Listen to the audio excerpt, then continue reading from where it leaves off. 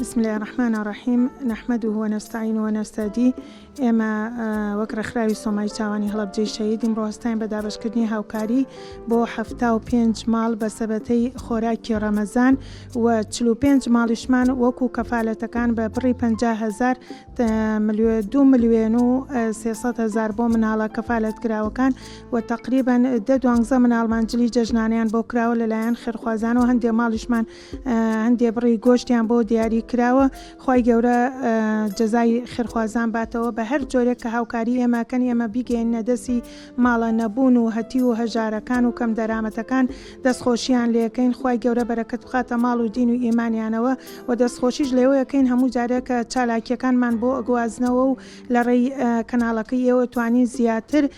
مناڵەکانمان بە خەڵکی بناسین و خەڵکی دەستی هاوکاریمان بۆ ڕاکێشن بتوانین لەسەر کارە خێرخوازیەکەمان بەردەوام بین.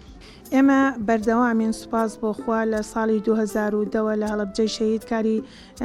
خێرخوازی ڕێکخراوی سۆمای چاوانەکەین کەفالەتمان هەبووە لە بۆنەکانە بە ئێمە کەفالەتەکانمان بەردەوامە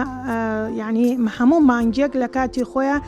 منداڵی بڕی 50,000 لەلایەن خێرخوازانەوە کەفالەت کرابێ ئێمە گەیانومانە دەرسی و خۆراک و جلوبەرگ و گۆشت و ئەمشتانیش لە بۆنەکانە و جەژنی قوربان و ڕەمەزان و بۆنەکانی ترا ئێمە هاوکاری مناڵەکان مان کردووە. ساڵانیش توانیمانە مناڵەکان یا بەرینە پێشانگاکان بیان گەڕێنین یان گەشتە بەهاریکیان پێ بکەین بۆ ئەوەی ئەوان ژۆک و مناڵەکانی تر بێبەش نەبن و خۆشی و خەندە